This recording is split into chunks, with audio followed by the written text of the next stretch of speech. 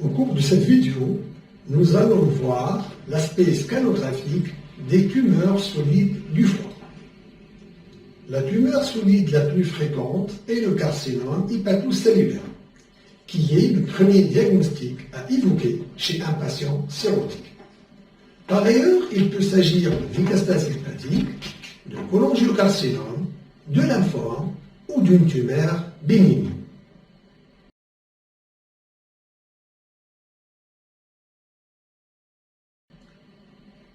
Même en l'absence d'une cirrhose, le premier diagnostic à évoquer quand on a une tumeur solide du foie est le carcinome hépatocellulaire, qui peut survenir sur une hépatopathie chronique B ou C.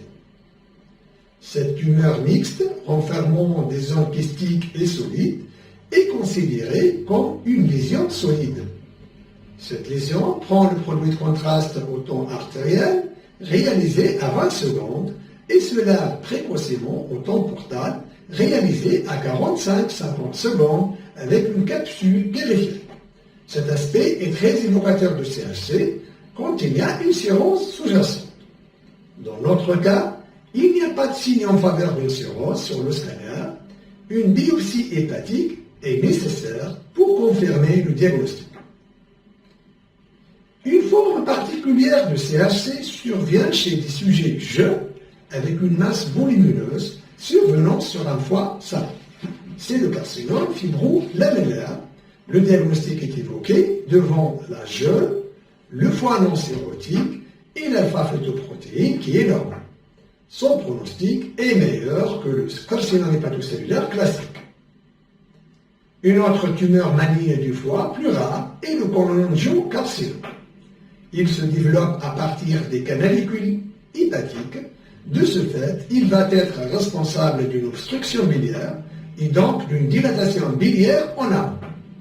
Il est évoqué sur le scanner quand on a une dilatation des voies biliaires intra-hépatiques localisée autour de la tumeur et quand il y a une rétraction de la capsule hépatique. Il peut prendre l'aspect radiologique d'un carcinome hépatocellulaire ou de métastase hépatique. On évoque un lymphome quand on a des lésions simultanées au niveau de la rate ou des adénopathies tumorales.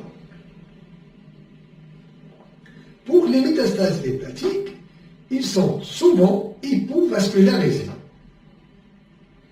Certaines images peuvent être d'interprétation difficile. Quand il y a des nodules hypodenses ou quand il y a un rehaussement périlésionnel qui peut correspondre au foie adjacent ou quand les métastases sont masquées par des anomalies de perfusion ou une stéatose. D'où l'intérêt de l'IRM dans ces situations. Les métastases hépatiques peuvent aussi être hypervascularisées, prenant le contraste au temps artériel, comme dans le cas de tumeurs neuroendocrines, de carcinome thyroïde, de cancer du rein, de mélanome ou de sarcome. L'image d'une lésion hépatique en cible est très évocatrice de métastase hépatique, que ce soit en échographie ou bien au scanner. L'hyperplasie nodulaire focale est une lésion bénigne qui correspond à une anomalie vasculaire. Cette tumeur ressemble à une orange coupée avec un aspect de septa irradiant vers la cicatrice centrale. Elle est plus fréquente chez la femme. Sur les coupes sans injection de contraste, l'hyperplasie nodulaire focale est généralement isodense ou hypodense par rapport au parenchyme hépatique de voisinage. La cicatrice centrale est plutôt hypodense.